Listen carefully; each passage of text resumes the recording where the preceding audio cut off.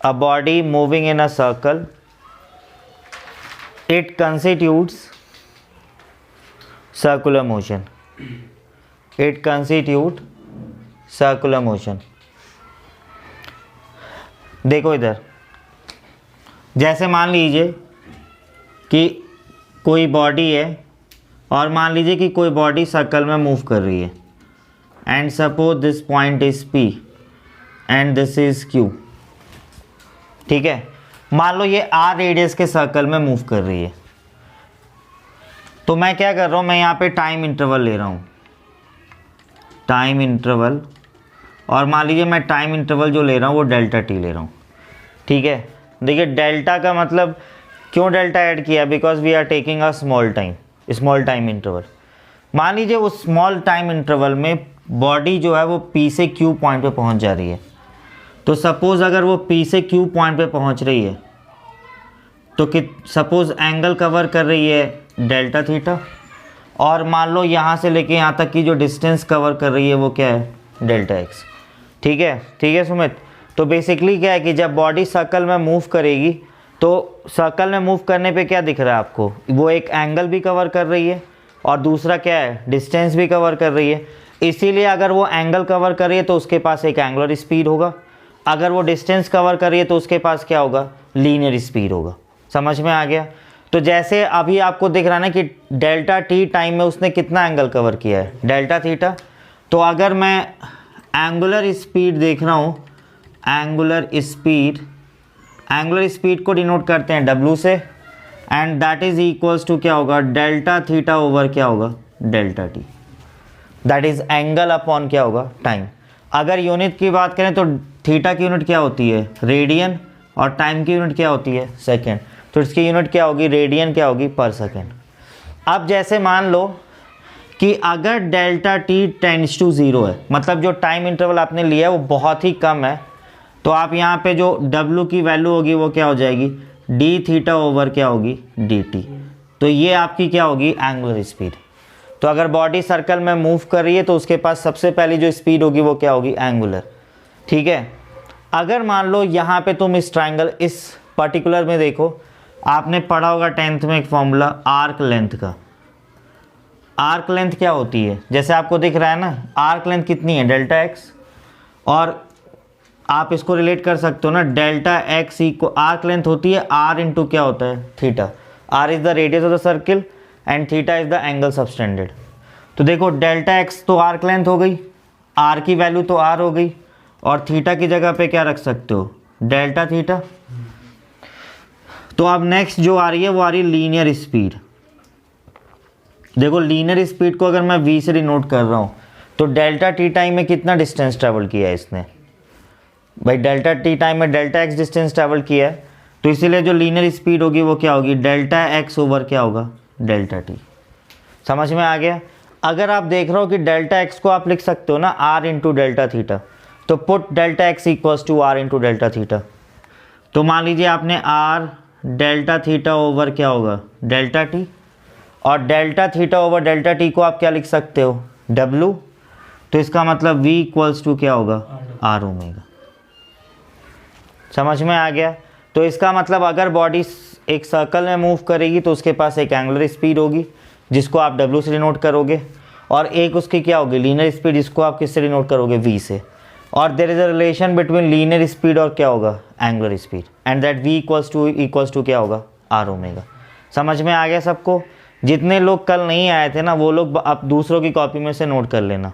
समझ में आया तो टाइम बच जाएगा हमारा. क्लियर हो गया सबको. अब देखो जैसे मान लो ये हमने देखा ना कि बॉडी अगर सर्कल में मूव करी तो इसके पास दो स्पीड है, तो वैसे ही इसके पास दो एक्सेलरेशन भी होंगे. ठीक है. तो जैसे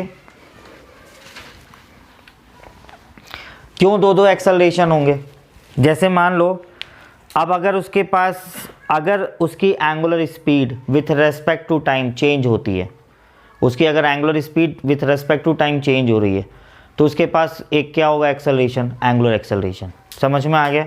और अगर मान लीजिए उसकी linear speed with respect to time change हो रही है तो उसके पास क्या होगा, एक लीनियर एक्सेलरेशन होगा. तुम्हें आ रहा है समझ में. तो जैसे नेक्स्ट जो चीज़ है वो है आपका एंगुलर एक्सेलरेशन। देखो एंगुलर एक्सेलरेशन को हम डिनोट करते हैं अल्फा से, और वो क्या होता है आपका change in angular speed that is delta W upon क्या होगा डेल्टा टी। जैसे आपको पता है ना कि एक्सेलरेशन क्या होता है, change in velocity with respect to time होता है ना, तो एंगुलर एक्सेलरेशन क्या होगा change in angular speed upon क्या होगा टाइम।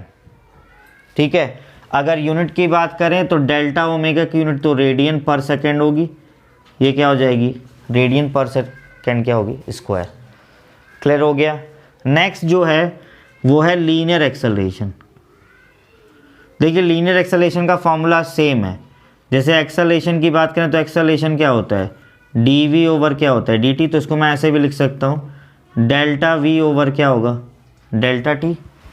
और मुझे पता है कि डेल्टा वी, तो पहले तो एक चीज़ बता दे रहा हूँ delta T tends to zero होगा, तो आप एक्सेलरेशन को लिख सकते हो ना डी वी ओवर क्या लिख सकते हो डी टी। और मुझे पता है delta V there is a relation कि v इक्वल्स टू क्या होता है आर ओमेगा, तो डेल्टा v को आप क्या लिख सकते हो r इंटू क्या लिख सकते हो डेल्टा ओमेगा। उठा के पुट कर दीजिए यहाँ पे, तो यहाँ पे acceleration r into delta omega over क्या आएगा delta T. Delta omega over delta T क्या होगा अल्फ़ा, मतलब एक्सेलरेशन इक्वल्स टू क्या होगा r इंटू क्या होगा अल्फ़ा। क्लियर हो गया आपको। तो जैसे अगर बॉडी सर्कल में मूव करेगी तो उसके पास क्या होगी दो स्पीड होंगी, एक एंगुलर स्पीड होगी दूसरी क्या होगी लीनियर। वैसे ही अगर बॉडी अगर सर्कल में मूव करेगी तो उसके पास दो दो एक्सेलरेशन होंगे, एक होगा एंगुलर एक्सेलरेशन जो कि rate of change of angular speed होगा, और एक होगा linear acceleration that is rate of change of क्या होगा लीनियर स्पीड होगा। बाकी there is a relation between angular acceleration और क्या होगा linear acceleration, A equals to क्या होगा आर अल्फा। क्लियर हो गया आपको, समझ में आ गया सुमित पक्का। अब देखिए तो ये तो आपकी बात हो गई जो बॉडी अगर सर्कल में मूव कर रही है तो linear speed linear acceleration angular speed और एंगुलर एक्सेलरेशन। अब नेक्स्ट जो चीज़ है वो हम डिराइव कर रहे हैं, वो थोड़ा कॉन्सेप्चुअल है। हम यहाँ पे डिफाइन कर रहे हैं unit vector in the direction of tangent in the direction of radius and tangent। जैसे मान लो कि अगर सपोज तुम्हारी बॉडी है और मान लो ये तुम्हारा P पॉइंट है, ये O है, बॉडी यहाँ पे आ गई T टाइम के बाद, मैं यहाँ पे दो एक्सिस ले रहा हूँ। तो जैसे मान लीजिए एक एक्सिस में हॉरिजॉन्टल ले रहा हूँ जिसको मैं बोल रहा हूँ एक्स एक्सिस, और एक एक्सिस में ले रहा हूँ वाई एक्सिस जो कि क्या है वर्टिकल। ठीक है, मैं यहाँ पे दो वेक्टर डिफाइन कर रहा हूँ, दो यूनिट वेक्टर। एक वेक्टर तो मैं इस डायरेक्शन में कर रहा हूँ जो रेडियस के लॉन्ग है, इसको मैं सपोज क्यू है तो इसको ए ले रहा हूँ क्यू ए, और एक वेक्टर मैं डिफाइन कर रहा हूँ टेंजेंट के लॉन्ग, मान लो वो क्यू बी है। दूसरी चीज़ है अगर ये पी पॉइंट से क्यू पॉइंट पे गया तो मैं इस एंगल को क्या मान रहा हूँ थीटा, और suppose this angle is also क्या होगा थीटा। ठीक है, थोड़ा ध्यान से समझिएगा वेक्टर का यूज़ है इसमें। देखिए मैंने आपको बताया ना कि we need to find a unit vector in the direction of Q A that is the along radius, and we need to find a unit vector in the direction of क्या है tangent that is along क्या होगा QB। Clear हो गया आपको। जैसे मैंने ये बताया था, मैंने कल भी एग्जांपल दिया था कि सपोज मान लो मैं यहाँ पे खड़ा हूँ, ठीक है, और मान लो ये जो डिस्टेंस है वो 3 मीटर है ओरिजिन से, तो मेरा जो वेक्टर होगा वो क्या होगा 3i कैप होगा। मैं अपने पोजीशन वेक्टर को किससे रिप्रेजेंट कर सकता हूँ 3i कैप। अगर मैं तुमसे बोलूं कि इसी डायरेक्शन में यूनिट वेक्टर निकालो तो तुम 3i कैप को किससे डिवाइड करोगे 3 से, you are going to get a unit vector. तो वैसे ही अगर आपको मान लीजिए किसी भी डायरेक्शन में यूनिट वेक्टर चाहिए तो आप उस वेक्टर को क्या करो उसके मैग्नीट्यूड से क्या करो डिवाइड। ठीक है, तुम सोचो मुझे QA चाहिए, QA के डायरेक्शन में यूनिट वेक्टर चाहिए। तुम एक बात बताओ QA को मैं कैसे लिख सकता हूँ, क्यू ए का कंपोनेंट एक्स एक्सिस के अलॉन्ग क्या होगा? अगर मैं क्यू ए वैक्टर को रिप्रेजेंट करना चाहता हूँ तो क्या लिखूंगा? क्यू ए कॉस थीटा क्या होगा? I cap. और इसी का कंपोनेंट वाई एक्सिस के अलॉन्ग क्या होगा? क्यू ए साइन थीटा क्या होगा? जे कैप। मिल गया वेक्टर मुझे क्यू ए। अब मैं इस क्यू ए को इसके मैग्नीट्यूड से डिवाइड कर दूंगा, जो एक्चुअल में क्या है? क्यू ए है, तो मुझे क्यू ए के डायरेक्शन में क्या मिल जाएगा? Unit vector. समझ में आ गया? मैं उस यूनिट वेक्टर को ई आर कैप लिख रहा हूँ, और इसको क्यू ए से डिवाइड करोगे तो क्या आ जाएगा? Cos theta I cap plus sign theta क्या होगा? जे कैप। ये तुम्हारा कौन सा वेक्टर होगा? E R vector. समझ में आया? जिसकी डायरेक्शन किसके डायरेक्शन में है? ये डायरेक्शन है। क्लियर हो गया? अब मुझे डिवाइड करना है क्यू बी वेक्टर के अलॉन्ग डायरेक्शन यूनिट वेक्टर। देखो ये थीटा है, ये एंगल कितना होगा? 90 माइनस थीटा, तो ये वापस क्या हो जाएगा? थीटा। अब इसके भी दो कंपोनेंट होंगे। इस क्यू बी का इधर कंपोनेंट क्या होगा? कॉस थीटा, जो कि वाई एक्सिस के अलॉन्ग है, और इसी क्यू बी का इसके अलॉन्ग क्या होगा? माइनस क्यू बी क्या होगा? Sine theta. समझ में आ रहा है? तो अगर मैं क्यू बी वैक्टर डिफाइन कर रहा हूँ तो क्यू बी वैक्टर क्या होगा? That is Q B cos theta J cap, क्योंकि वाई एक्सिस के अलॉन्ग है, minus Q B sine theta क्या होगा? I cap. अब अगर आप इसको क्यू बी से डिवाइड करोगे तो आपको एक और वेक्टर मिलेगा, that is E T vector. तो क्या आएगा? पहले मैं इस टर्म को लिख दे रहा हूँ, minus sine theta I cap plus क्या होगा? कॉस थीटा क्या होगा? जे कैप। समझ में आ गया आपको?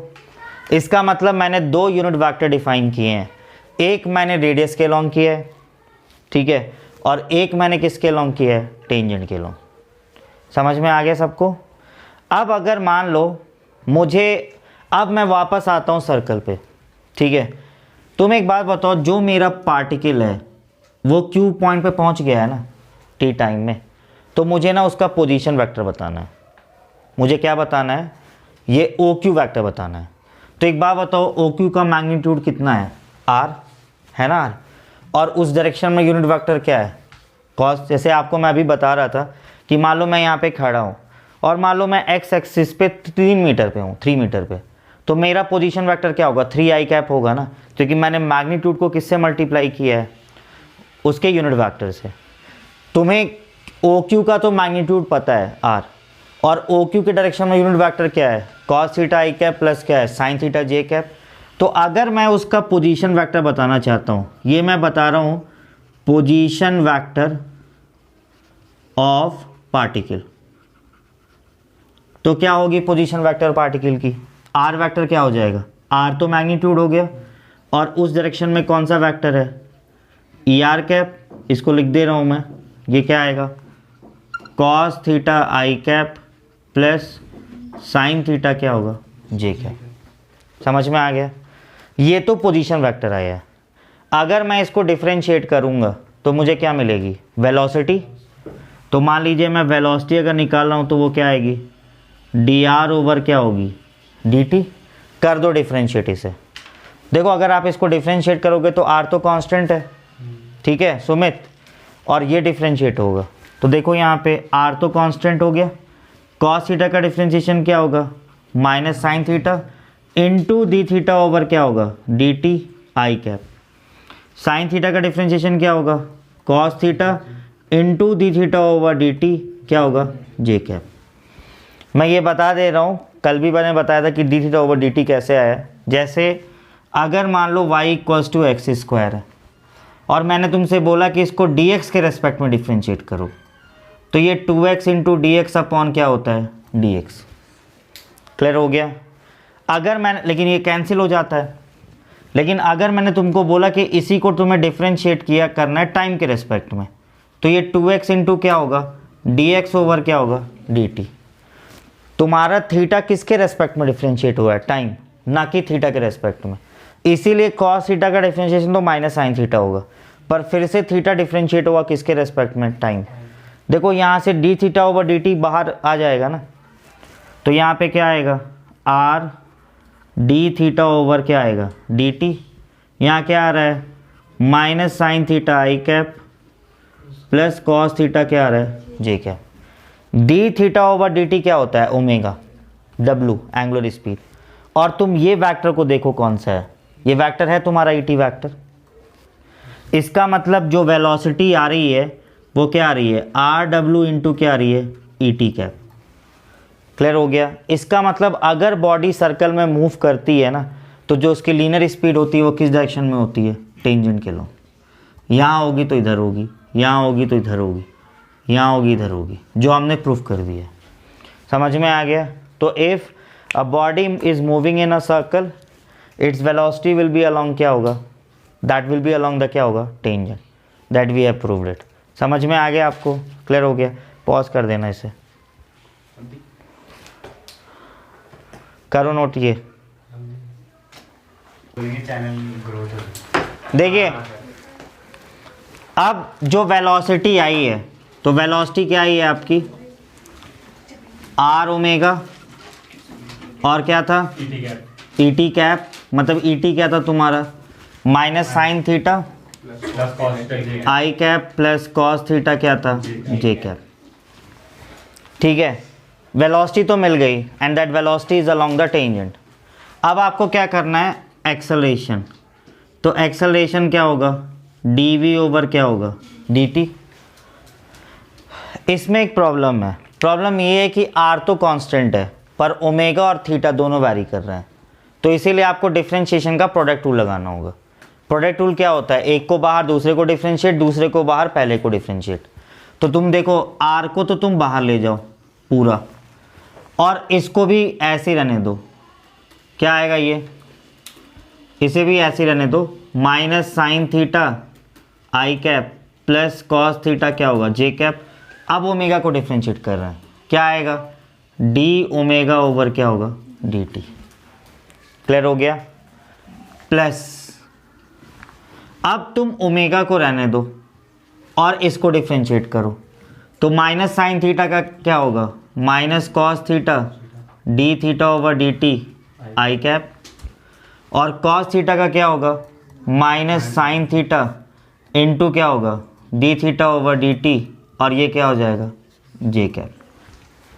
क्लियर हो गया। तो आप देखो यहाँ पे जो एक्सेलरेशन की वैल्यू आ रही है आर, इस ये वाला कौन सा वेक्टर है ई टी। तो अब आर को मल्टीप्लाई करो अंदर R D omega over D T into क्या आ रहा है ई टी कैप।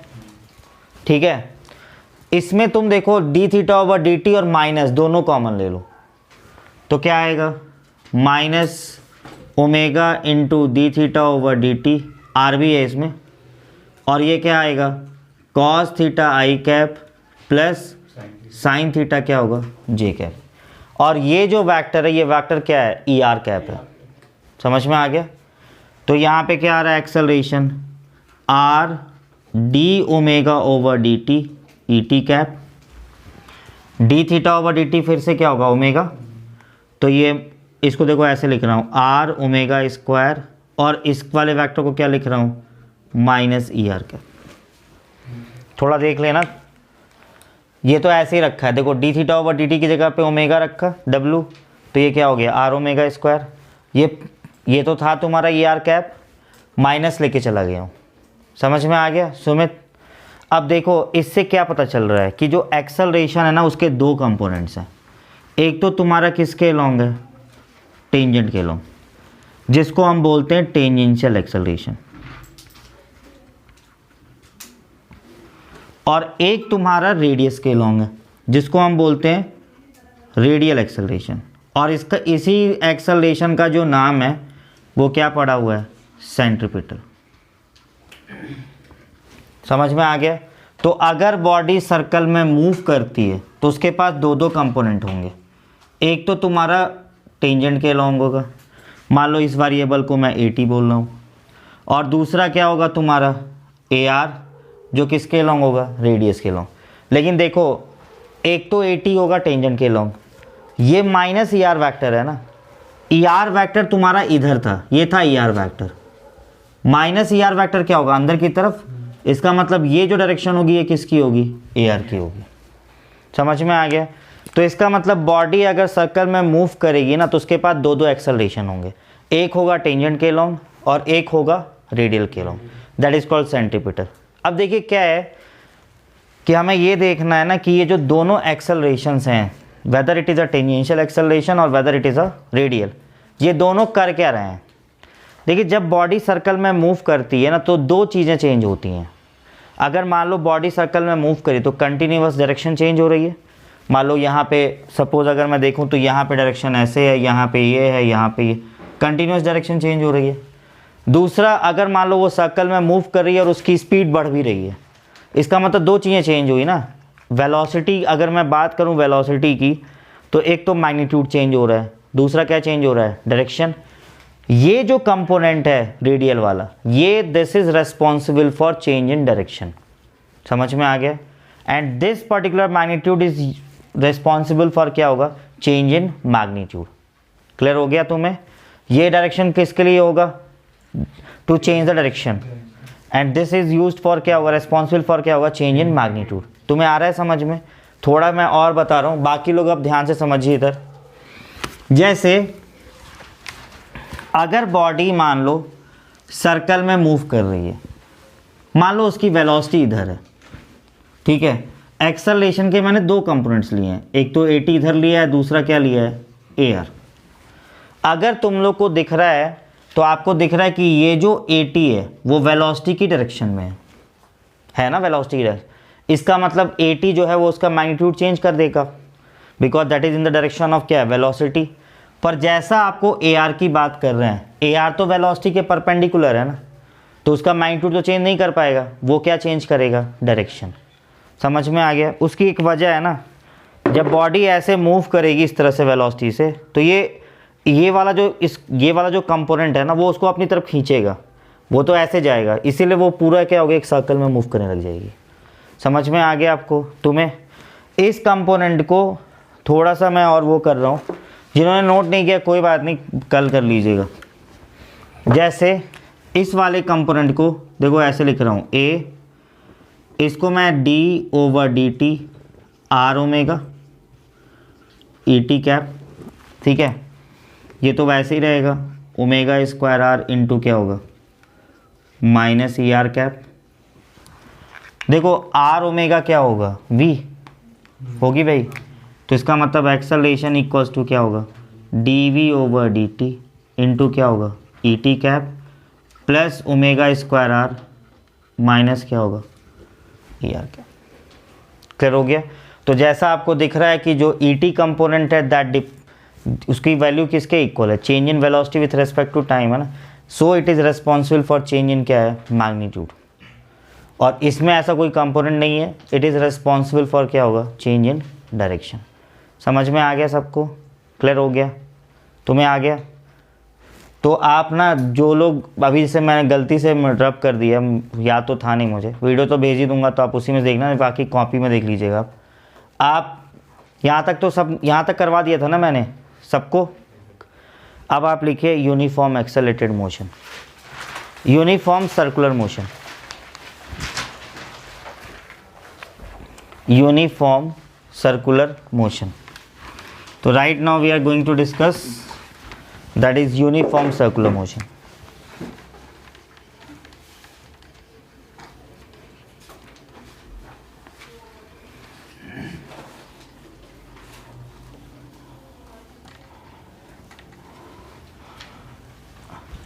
तो देखिए यूनिफॉर्म सर्कुलर मोशन का मतलब क्या है, if a body moving in a circle with क्या है, यूनिफॉर्म क्या है, स्पीड, तो मैं बोल सकता हूं कि जो मोशन होगा वो क्या होगा, यूनिफॉर्म सर्कुलर मोशन होगा। सपोज बॉडी आपकी सर्कल में मूव कर रही है and it is moving with uniform speed. जैसे आप उस चीज़ को ऐसे इमेजिन कर सकते हो कि मान लो जब तुमने पंखा ऑन किया तो क्या होता है, जब आप पंखा ऑन करते हो तो वो बेसिकली क्या करता है, पहले स्पीड गेन करता है। मान लो तुमने पंखे के ऊपर कोई पार्टिकल रख दिया है, स्टिक कर दिया है, और आप केवल उस पार्टिकल को देख रहे हो। तो जब पंखा ऑन होगा तो that particle is moving in a circle ना, because if it is lying on a blade of the fan, तो it is moving in a circle. तो जैसे ही तुम पंखा ऑन करते हो उस टाइम पे पंखा क्या करता है, अपनी स्पीड को गेन करता है ना। तो आपको पता है कि अगर मैं उस बॉडी के मोशन को स्टडी कर रहा हूँ तो मैं उस टाइम पे बोल सकता हूँ कि उस टाइम पे उसकी स्पीड क्या हो रही है, इंक्रीज हो रही है। तो उस टाइम पे जो मोशन होगा that is non uniform motion होगा।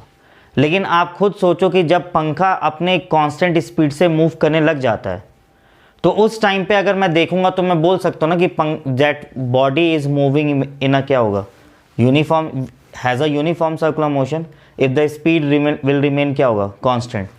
तो जैसे मान लीजिए कि जब बॉडी सर्कल में मूव करेगी यूनिफॉर्म स्पीड पे, लेकिन आपको तो ये पता है ना वो यूनिफॉर्म स्पीड से मूव तो कर रही है, मैग्नीट्यूड चेंज नहीं हो रहा है, पर आपको पता है उसकी वेलोसिटी का डायरेक्शन कंटिन्यूअस क्या हो रहा है, चेंज हो रहा है। और वेलोसिटी का डायरेक्शन चेंज के लिए रिस्पॉन्सिबल कौन सा है, रेडियल। इसका मतलब बॉडी अगर यूनिफॉर्म सर्कुलर मोशन में मूव करेगी तो उसके पास एक्सेलरेशन का एक कंपोनेंट तो होगा। कौन सा कंपोनेंट होगा, रेडियल वाला। समझ में आया आपको? जैसे अगर बॉडी सर्कल में मूव कर रही है तो यहाँ पे स्पीड इसकी यहाँ पे ये होगी, यहाँ पे ये हो जाएगी डायरेक्शन, यहाँ पे डायरेक्शन ये होगी, यहाँ पे डायरेक्शन आपको दिख रहा है ना, कंटिन्यूअस डायरेक्शन चेंज हो रही है। तो डायरेक्शन अगर चेंज हो रही है इसका मतलब वेलोसिटी चेंज हो रही है। अगर वेलोसिटी चेंज हो रही है तो जाहिर सी बात है मैग्नीट्यूड अगर कांस्टेंट है तो डायरेक्शन तो कंटिन्यूअस चेंज हो रहा है ना। और डायरेक्शन के लिए कौन सा कंपोनेंट रिस्पॉन्सिबल है, दैट इज़ रेडियल। इसका मतलब जब बॉडी यूनिफॉर्म स्पीड से मूव करेगी तो उसके पास क्या होगा, रेडियल कंपोनेंट होगा। टेंजेंशियल कंपोनेंट क्या होगा, ज़ीरो। तो अगर तुम एक्सेलरेशन ले रहे हो तो एक्सेलरेशन क्या होगा, क्या था मेरे पास value, dv/dt et cap plus r omega square minus क्या था, er कैप। ये वाला जो कंपोनेंट होगा वो कंपोनेंट क्या होगा, ज़ीरो। मतलब इसके पास एक्सेलरेशन का केवल एक कंपोनेंट होगा, that is r omega square minus क्या होगा, e करके। समझ में आ गया? और इस एक्सेलरेशन को इसीलिए हम क्या बोलते हैं, सेंट्रीपिटल। क्योंकि ये जो एक्सेलरेशन है that is provided by external source. देखिए क्या है, जब बॉडी सर्कल में मूव करती है ना तो बेसिकली ये ऐसा एक्सेलरेशन होता है जो कोई एक्सटर्नल सोर्स प्रोवाइड करता है। जैसे मैं आपको एग्जांपल, तुम भी सुनो, मान लो तुमने एक थ्रेड ले लिया और सपोज तुमने उसमें स्टोन बांध दिया और तुम उसको घुमा रहे हो, तो क्या होगा, जब तुम उसको घुमा रहे हो तो तुम्हें पता है कि वो जो तुम्हारा स्टोन है वो एक सर्कल में घूम रहा है ना, लेकिन उसकी वजह कौन सी है, उस स्ट्रिंग में टेंशन है। जो स्ट्रिंग जब तुम घुमा रहे हो तो स्ट्रिंग में टेंशन आ रहा है ना। अगर सपोज कोई आके उस टेंशन को कट कर दिया स्ट्रिंग को, तब वो थोड़ा ना मूव करेगी। इसका मतलब एक्चुअल में जो स्ट्रिंग में टेंशन था दैट इज एक्चुअली प्रोवाइडिंग क्या है, सेंट्रीपिटल एक्सेलरेशन। इसीलिए external source centripetal acceleration provide करता है। जैसे मान लो एक दूसरा एग्जांपल है, मैं आप उस टाइम पे बताया था कि अगर मान लो तुम सर्कल में मूव कर रहे हो, मैंने बोला कि एक काम करो सर्कल में मूव करो, तुम सर्कल में मूव कर रहे हो, आराम से क्यों मूव कर पा रहे हो, क्योंकि सरफेस और तुम्हारे पैर के बीच में क्या है, फ्रिक्शन है, and that friction is actually providing क्या है, सेंट्रीपिटल फोर्स। मैं लाऊं और यहाँ पे लाके तेल डाल दूं और मैंने तब कहूँ कि घूमो, तब तुम्हारे लिए बहुत ही मुश्किल होगा घूमना। क्यों भाई, बॉडी तो तुम्हारी अभी भी थी, सरफेस भी वही था, पर अब जो फ्रिक्शन की वैल्यू हो गई वो क्या हो गई, बहुत कम हो गई है। तो अगर वो कम हो गई है तो आप सर्कल में मूव नहीं कर पा रहे हैं।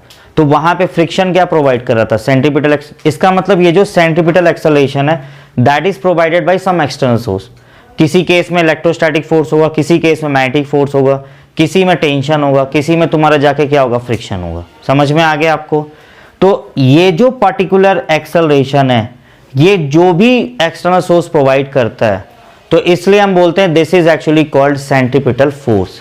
तो अगर मान लो इस बॉडी का मास m है तो ये जो एक्सेलरेशन प्रोवाइड करेगा जो भी एक्सटर्नल सोर्स, तो वो फोर्स की वैल्यू किसके इक्वल हो जाएगी, m इंटू क्या होगा, r ओमेगा स्क्वायर। देखिए यहाँ पे थोड़ा सा रिलेशन आप देख सकते हैं, मैंने बताया था ना v equals to omega into क्या होता है, r। ओमेगा की वैल्यू क्या होती है, v/r। उठा के यहाँ पुट कर दीजिए तो क्या आ रहा है यहाँ पे, v स्क्वायर अपॉन क्या आ रहा है, r स्क्वायर। ये r से r कैंसिल, मतलब f की वैल्यू कितनी आ रही है, mv स्क्वायर अपॉन क्या आ रही है, r। समझ में आ गया। तो अगर कोई बॉडी मान लो एक्सटर्नल बॉडी एक्सेलरेशन प्रोवाइड कर रही है तो उसको इतना फोर्स प्रोवाइड करना पड़ेगा। इसी आपको दिख रहा है ना, force is directly proportional to velocity square. तुम सोचो तुमने एक स्टोन को किसी स्ट्रिंग से बांध दिया, तुम बहुत तेजी से घुमा रहे हो, तो कुछ टाइम के बाद स्ट्रिंग कभी कभार टूट जाती है ना। उसकी वजह क्या होती है, क्योंकि वेलोसिटी अगर ज़्यादा है तो बहुत ज़्यादा रिक्वायरमेंट है फोर्स की, और वो टेंशन क्या है, प्रोवाइड नहीं कर पा रहा है। दूसरा केस, अगर मैंने आपको बोला सर्कल में घूमो और मैंने कहा स्पीड इंक्रीज करते जाओ, एक पर्टिकुलर सिचुएशन ऐसी है कि ना तुमने स्पीड इंक्रीज की तुम फिसल जाओगे। उसकी वजह क्या है, उसकी वजह क्योंकि जो फ्रिक्शन है that is not sufficient to provide क्या है, सेंटीपिटल फोर्स। समझ में आ गया, करिए नोटिस है।